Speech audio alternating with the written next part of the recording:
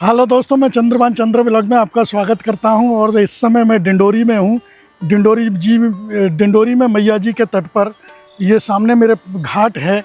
और दोस्तों, यहाँ अभी 7:30 बज रहे हैं, सूरज निकला नहीं है, बादल हो रहे हैं। और कल भी यहाँ बारिश हुई थी। तो दोस्तों, अब हमारी नर्मदा परिक्रमा का ये अगला दिन शुरू होता है। आज हम महाराजपुर जाएंगे। महाराजपुर से दूसरी बस पकड़ के फिर हम निकलेंगे नरसिंहपुर। तो दोस्तों, इस परिक्रमा को आपको पता है कि मैं जबलपुर से पैदल ना करके फिर मैं इस परिक्रमा को वाहन से कर रहा हूँ। तो चलिए चलते हैं। और बस स्टैंड जहाँ से मुझे बस पकड़ना है महाराजपुर के लिए, क्योंकि हमें भी इस तरह से ध्यान रखना है कि बस किधर होके जाएगी, किधर होके नहीं जाएगी, क्योंकि हमको भी मैया जी क्रॉस नहीं करनी है। तो इसलिए हम महाराजपुर जाएंगे। नहीं तो यहाँ से जबलपुर जो है सीधा पास पड़ता है, उधर मैया जी क्रॉस हो जाएंगी। तो इसलिए मैं महाराजपुर से नरसिंहपुर जाएंगे। तो हो सकता है कि हम शाम तक नरसिंहपुर पहुँच जाएंगे। तो चलिए चलते हैं नर्मदे हर। और आप मेरे माध्यम से ये भी देख सकते हैं कि इस परिक्रमा को आप वाहन से कैसे कर सकते हैं, क्योंकि अगर आप डायरेक्ट बस के टूर जो जाते हैं वो 15,000-14,000 रुपये लेते हैं। इस परिक्रमा को आप सस्ते में भी कर सकते हैं मेरी तरह बसों के द्वारा। तो चलिए चलते हैं नर्मदे हर। घाट तो उसी तरह से ये रंगे हुए हैं। मैं थोड़ा डैम घाट से आगे आ चुका हूँ। और ये देखिए मैया जी का सुबह सुबह सुंदर नज़ारा, सुबह सुबह सुंदर दर्शन।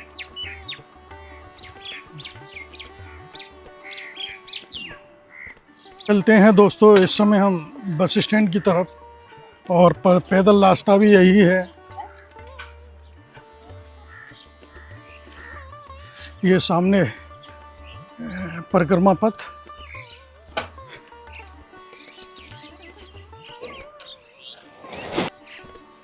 सुबह सुबह मैया जी के सुंदर दर्शन। एक बात और बतला दूं, अमरकंटक से जब आते हैं तो 80 किलोमीटर का जो क्षेत्र आता है वो मैया जी के तट पर नहीं होता है। तो पैदल परिक्रमा वासियों के लिए सिर्फ यहीं से दर्शन होते हैं।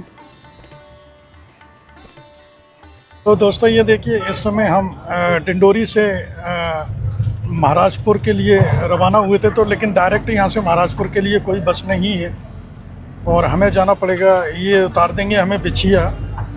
तो बिछिया से हमें दूसरा वाहन लेना है, जो कि यहाँ से ये महाराजपुर, ये बिछिया तक का ये किराया ले रहे हैं 100 रुपये। वैसे ये किराया 120 का है। तो 20 रुपये ये परिक्रमा वासियों को छूट दे रखी है इन्होंने। और फिर वहाँ से हमें जाना है आपका बिछिया से महाराजपुर। 50 रुपये देने पड़ेंगे वहाँ से। तो 150 रुपये में हम महाराजपुर पहुँच जाएंगे। तो महाराजपुर देखते हैं कितने बजे पहुँचेंगे। अगर महाराजपुर से हमें साधन मिल जाएगा तो फिर हम आगे नरसिंहपुर के लिए चलेंगे।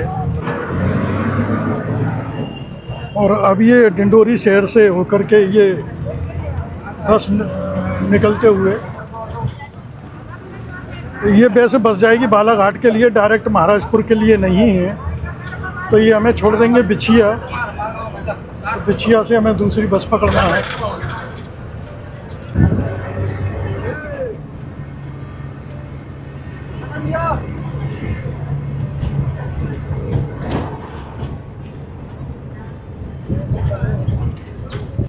नर्मदापुरम में आया हुआ हूँ, मैया जी के तट पर हूँ। सुबह के इस समय 5 बज रहे हैं और पूरी तरह से अंधेरा है दोस्तों।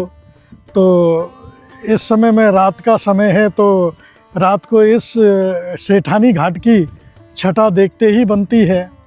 तो कराते हैं दर्शन आपको इस सेठानी घाट के नाइट में।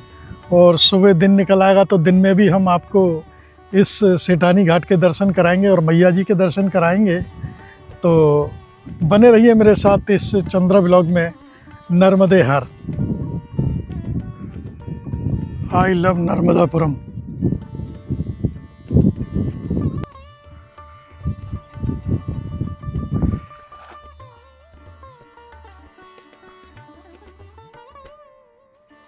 और ये देखिए दोस्तों, सेठानी घाट की छटा देखते ही बनती है। रात का समय है और सुबह के 5 बज रहे हैं और अभी यहाँ कोई भी श्रद्धालु यहाँ नहीं आया हुआ है। तो बिल्कुल शांत माहौल है, मेरे अलावा यहाँ कोई नज़र नहीं आ रहा है क्योंकि मैं रात को ट्रेन से आया था नर्मदापुरम। बहुत ही सुंदर और अद्भुत नज़ारा।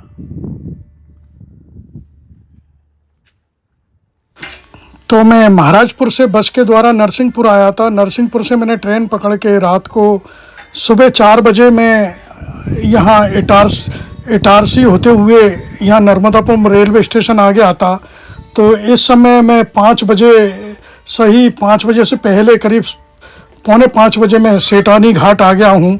तो रात का समय है तो इसलिए मैं अभी थोड़ा दिन निकल आएगा तो मैं रुकने की व्यवस्था देखता हूँ। जब रुकेंगे तो हम दिन में आपको इस सेठानी घाट के दर्शन कराएंगे। और मैया जी भी अभी रात का समय है तो थोड़ा साफ नज़र नहीं आ रही हैं।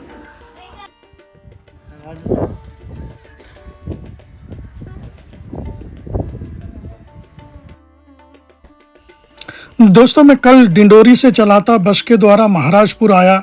महाराजपुर से मैं नरसिंहपुर आया। नरसिंहपुर से मैंने ट्रेन पकड़ करके रात को करीब 3:30-4 बजे करीब मैं नर्मदापुरम आ गया।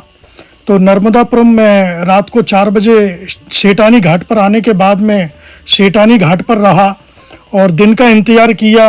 और ये सामने एक धर्मशाला थी अग्रसेन, तो उस धर्मशाला में मैं आज रुका हुआ हूँ। तो चलते हैं अब हम दिन में सेठानी घाट। अभी तो मैंने आपको नाइट में दिखाया था, अब मैं दिन में आपको दिखाता हूँ सेठानी घाट। और आप मैया के भी दर्शन कीजिए क्योंकि मैया जी के जो दर्शन दिन में हैं और वो रात को नज़र नहीं आ रहा था। तो ये धर्मशाला थी अग्रवाल। इस धर्मशाला में मैं रुका हुआ था। यहाँ पर मुझे 40 रुपये पे करना पड़ा डोरमेट्री का। तो चलिए चलते हैं सेठानी घाट।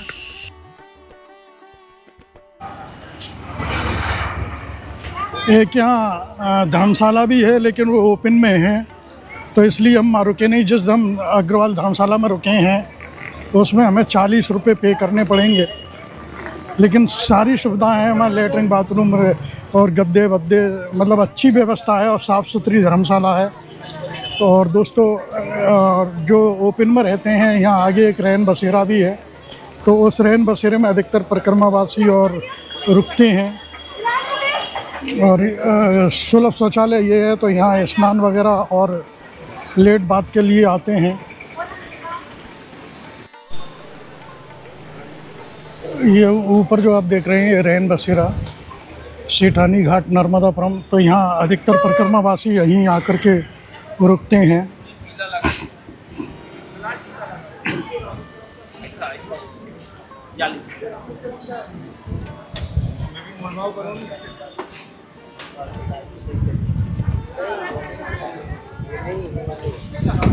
और सामने मैया जी का तट, तो दोस्तों दर्शन कीजिए मैया जी के तट पर। और यहाँ इस तट पर बहुत सुंदर सुंदर मंदिर भी हैं।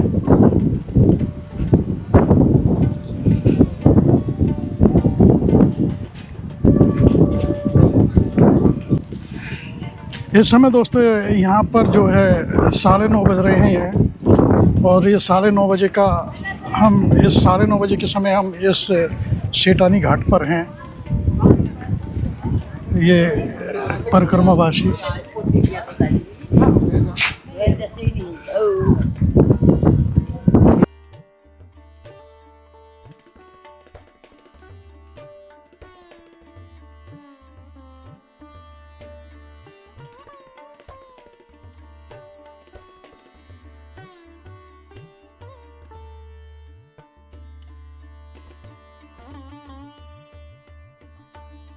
चलते हैं दोस्तों एक बार मैया जी के बिल्कुल करीब, वहाँ से आपको दिखलाते हैं।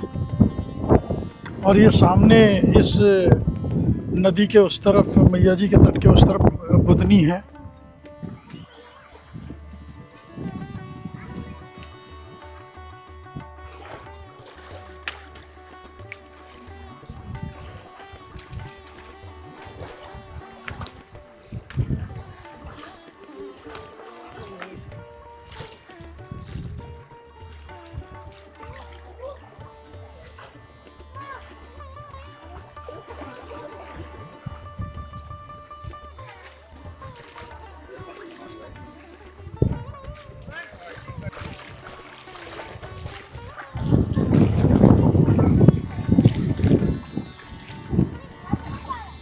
हर दोस्तों, ये नर्मदा परिक्रमा जो मैंने 5 नवंबर 2025 को शुरू की थी, तो दोस्तों शुरू की थी, तो आज जो है 6 फरवरी है और आज मैं यहाँ नर्मदापुरम के सेठानी घाट पर हूँ। तो दोस्तों यह परिक्रमा मैंने जबलपुर के बाद वाहन से कर रहा हूँ।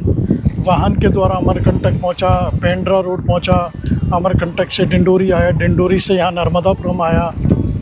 तो मेरी कुछ परिस्थिति ऐसी थी कि मैं इस परिक्रमा को अब आगे पैदल नहीं कर पा रहा था, क्योंकि मैं एंकल पेन से पीड़ित हूँ और मुझे काफ़ी दर्द है और कुछ मेरी घरेलू परिस्थिति ऐसी आ गई थी कि जिस कारण यह परिक्रमा से मुझे जल्दी करना पड़ रहा है। क्योंकि मैं इस परिक्रमा को छोड़कर तो नहीं जा रहा, लेकिन हाँ इतना है कि मैं वाहन से पूरी करके इस परिक्रमा को अपने घर लौटूंगा। तो आज मैं सेठानी घाट पर हूँ। तो दोस्तों तो जबलपुर के बाद मैं इस परिक्रमा को जो है वाहन के द्वारा कर रहा हूँ।